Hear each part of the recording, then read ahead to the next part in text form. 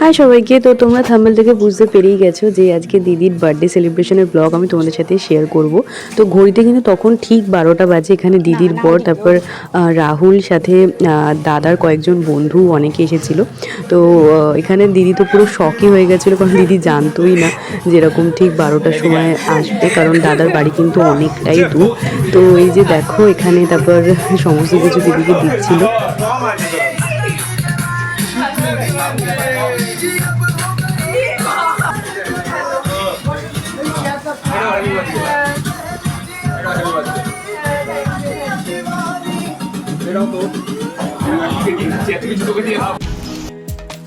তো চলো এবার কেক কাটিং হবে। আর এই ছিল দিদির কেক, আর সাথে দুটো চিজ কেকের জারও এনেছিল দাদা, যেটা দেখতে তো খুবই ইয়াম্মি লাগছিল।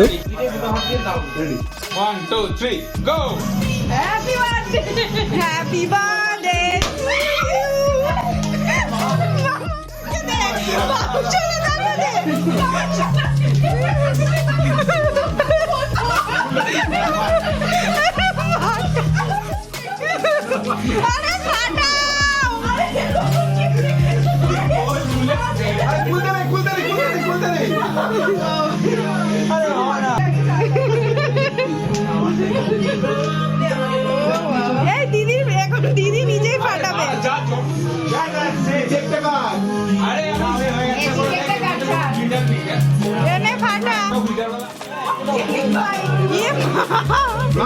চাপে খুলে গেছে, খুলে আছে।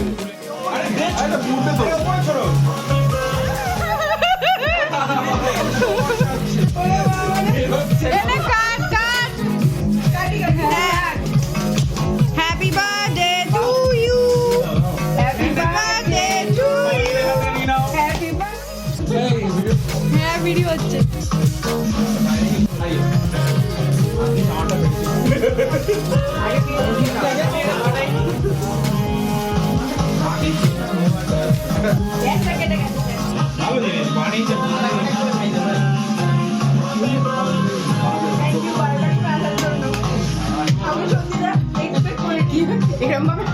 এটা কি কয়টুকুনি কেক?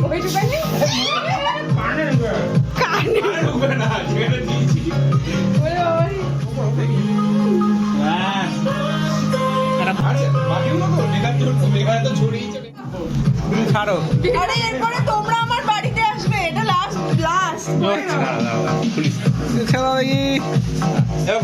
আরামসে বল, কিচ্ছু নেই আর। হ্যাঁ, সবাই এমনি তো সাবান নয়। মামাকে আমি একদম যেতে পারছি না। মামা খাইছে আমার যাবে রে, আমার দিকে আর নেই। ওরা আমার যাবে।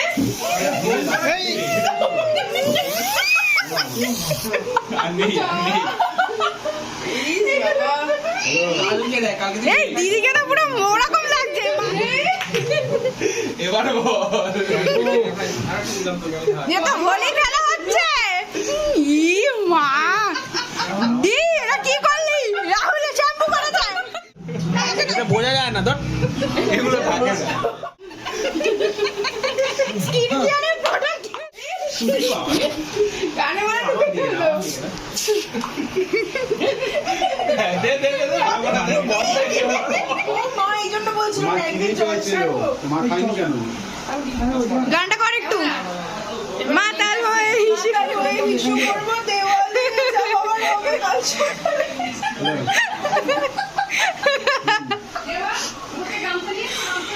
তো এই যে করছিল কেক কাটা কমপ্লিট, আর এই যে বেডের এরকম অবস্থা। কেকটা হেভি খেতে ছিল সত্যি, তাই তারপর মামা এখানে ভিডিও কল করেছিল, দিদা যেহেতু মাসির বাড়ি ছিল, তো দিদাকে দেখানোর জন্য যে ঘরের কি অবস্থা, আর যেহেতু অনেকে এসেছিল সেটাও দেখানোর জন্য, সাথে দিদা উইশও করলো দিদিকে।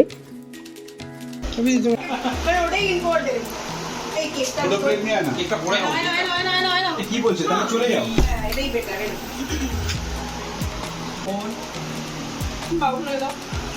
চলে যাচ্ছে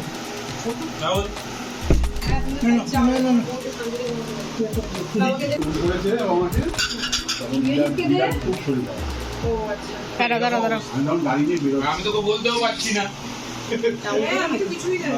আবার কি তোকে আমি ফোন করে বাড়িতে কি বলে ফেলেছিলাম, কেমন ওরা ধরতে পারিস না। আরে দুটোই না ফোন আনে 3 নম্বর খাচ্ছি। আমারটা ভাই শানুটাকে বাবু সোনাদা শানু বলছে ওই শানুটা